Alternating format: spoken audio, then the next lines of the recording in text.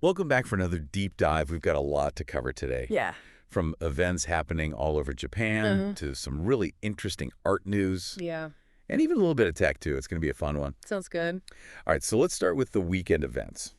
I was really surprised by just how much is happening this weekend. There's festivals, art exhibits, concerts, food events. I mean, you name it. Oh, absolutely. And it's not just limited to Tokyo either. Our sources show events going on everywhere. Chiba, Saga, Kumamoto, well, really all across Japan. It's amazing, right? Like there's always something going on no matter where you are. Yeah. So Yeah. I thought maybe we could pick out a few things that sound especially interesting and dive a little deeper into those. Yeah. Sounds good. Okay, so one that caught my eye right away was the Tokyo Harvest Festival happening in Chiyoda. Oh, yeah, that looks great. Have you seen anything about it? I saw some photos. It looks really amazing. It's celebrating all the autumn harvest, so I bet there's a ton of delicious food. Oh, I'm sure. I mean, think about all the amazing produce Japan has in the fall. Yeah, pumpkins, sweet potatoes, chestnuts. It must be a feast for the senses. Absolutely. And it's a great way to experience some of Japan's local food culture, just getting to see how different regions celebrate the season. Exactly. So that's definitely what I'm maybe checking out. Now, this next one, I have to admit, the name alone got me curious. The Haas Festival in Yanagawa. Oh, yeah. Now, I had to look this up. Haas actually translates to river snail. Oh, interesting. So it's a snail festival. That's right. It might not sound immediately appetizing to everyone, Mm. but it's actually a pretty big deal in Yanagawa. These snails are a local delicacy, and they've been a part of the region's food culture for a really long time. So it's like a celebration of their local food heritage. Yeah. And it just goes to show how food can be so deeply connected to a place's history and culture, right? Absolutely. It's a reminder that there's always something new to discover, even in a country we think we know well. You know what? That's such a good point. Like, even for someone who's been living in Japan for a while, there are still so many hidden gems and unique experiences to be found. Speaking of discovering new places, what about the Surumi Market Festival in Yokohama? Oh, yeah, I was looking at that one. That sounds really fun. I know you were saying you wanted to explore more of Yokohama, and this seems like a great way to experience a different side of the city. Yeah, definitely. It's not the usual tourist spots. It's a chance to see a more local side of Yokohama. I love that kind of energy, like the bustling market, trying different street foods. Yeah, it's like a whole different vibe. Exactly. And then for something completely different, we have the Yokohama Museum of Art reopening. That's a big deal in the art world. Oh, for sure. They've been closed for renovations for a while now. They're back with an even bigger collection, and it sounds pretty impressive. From what I've read, they have works from all different periods and styles, so there's really something for every art lover. Well, speaking of art, I found something really interesting in L'Officiel Japan. They have this article about all the potential health benefits of just appreciating art. And get this, they say spending just 30 minutes in a museum could potentially add 10 years to your life. Whoa, that's a pretty bold claim. Right. But they do cite some actual studies in the article, and it's pretty fascinating. So it's not just about the beauty and enjoyment of art, it's like actually good for you. Yeah, that's what they're saying. Like, when we look at art, our brains release these feel-good hormones, Okay. things like serotonin and dopamine. I've heard of those. They help with mood and stress, right? Exactly. And that's just one part of it.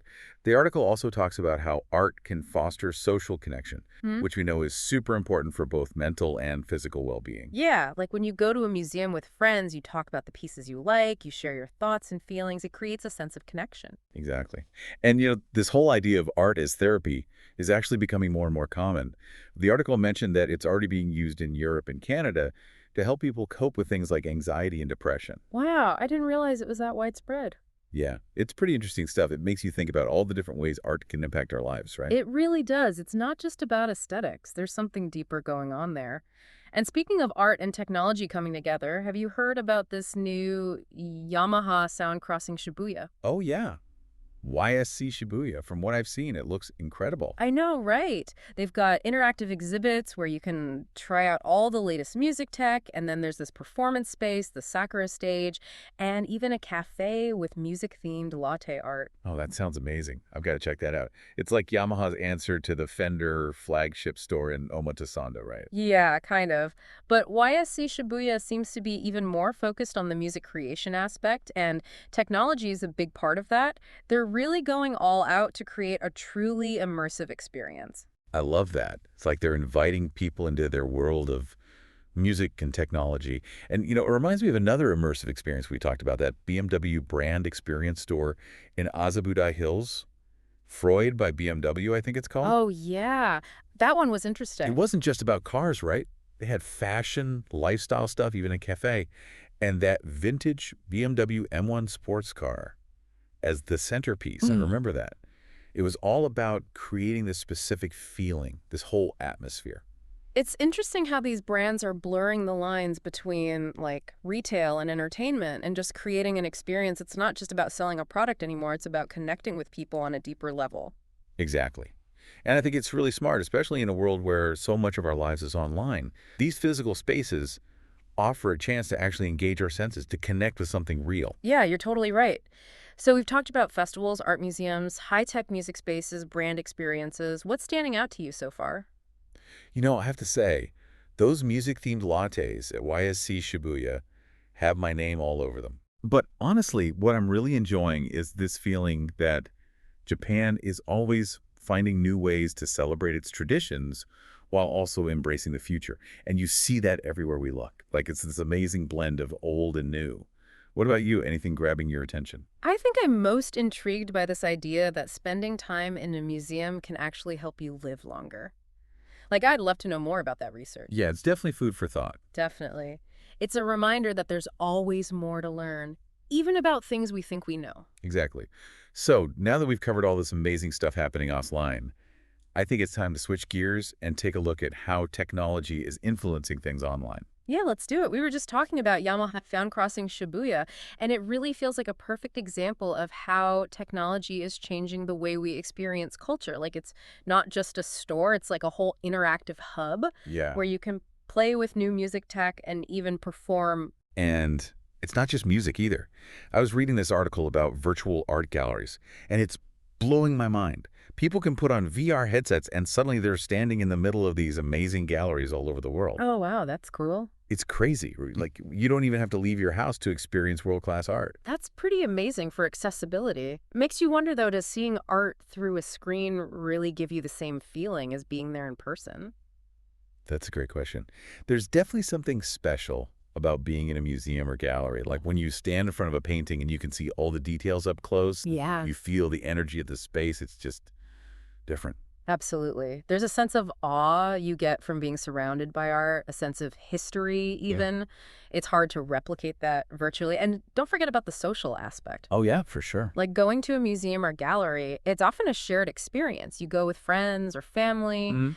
and you talk about the art, you share your interpretations, Mhm. you know. You make memories together, Yeah, exactly. And I think that adds a whole other layer to the experience. but maybe as technology gets better, virtual galleries could find ways to incorporate some of those social elements too. Oh, interesting. Like imagine being able to walk through a virtual museum with your friends who live in different cities or even different countries, Oh, wow. and you could talk about the art together in real time. That would be pretty cool. Yeah, I could see that working. It'd be like a virtual field trip.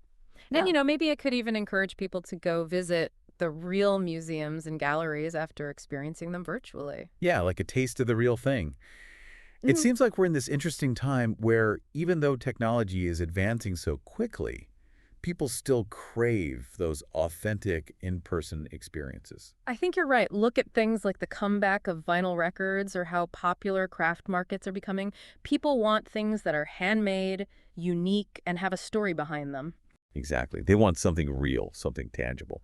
And I think it's happening in every area: music, art, fashion, food. People are looking for quality, for craftsmanship. It's like a reaction against all the mass-produced stuff out there. Yeah, I see that too. It's about wanting to slow down and appreciate things that are made with care, you know? It's about valuing the process as much as the final product.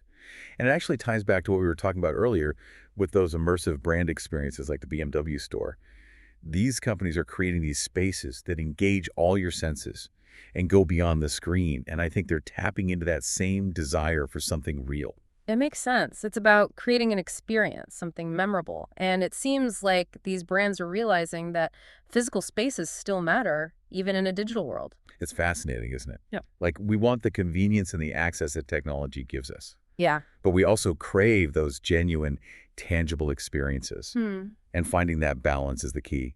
Absolutely. And the fact that we're even having these conversations, thinking critically about our relationship with technology and how it affects culture, I think that's a really positive thing. I agree. It means we're becoming more aware and more mindful. Exactly. We're figuring out how to use technology in a way that enhances our lives rather than just letting it control us. And it's amazing how we started with just a simple guide to weekend events and ended up discussing the future of culture in the digital age. I know, right? That's the magic of these deep dives. It's all about connecting the dots, Yeah. seeing the bigger picture, and hopefully encouraging our listeners to do the same. Absolutely. So before we wrap things up, I think it's time for us to leave our listeners with something to think about. We've covered so much in this deep dive. Yeah. We started talking about all these amazing events happening offline, and then we kind of went down this rabbit hole of thinking about how technology is changing the way we experience art and culture, both online and in person. It's interesting how it all ties together, right? It really is. Yeah. And it makes me think about this challenge we all face these days, especially with the internet and social media and everything. What's that? Just this constant feeling of information overload. Has Yeah. just so much happening all the time. How do we even decide what's worth our time and energy? Yeah, I feel that too sometimes. Like there's this pressure to be on top of everything, to see every new exhibit, go to every festival. Yeah, exactly. And it's like, do we get caught up in chasing every trend? Mm-hmm. Or do we Yeah. focus on those experiences that really resonate with us on a deeper level? It's a tough question. And it's different for everyone, right? Like what matters to one person might not matter to another.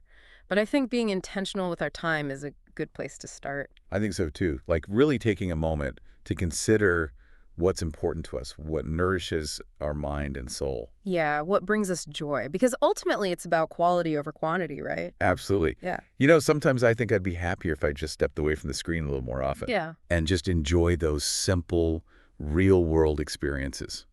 It's easy to forget how rewarding those can be. I agree. And sometimes the most memorable experiences are the ones we least expect, right? Totally. Like when you discover a cool little cafe or a hidden art gallery, or you strike up a conversation with someone who shares your passion for something, even if it's something totally random. Those are the moments that stick with you. Absolutely. It's about being open to new experiences, to the unexpected. That's where the magic happens. Exactly. So as we wrap up this deep dive, we just want to encourage everyone listening to go out there and explore. Yeah. Be curious, be open to new things, and don't be afraid to step outside your comfort zone. And remember, you don't have to do everything. Just focus on what brings you joy. That's perfect. So until next time, Uh, keep diving deep, Keep exploring. and we'll see you on our next adventure.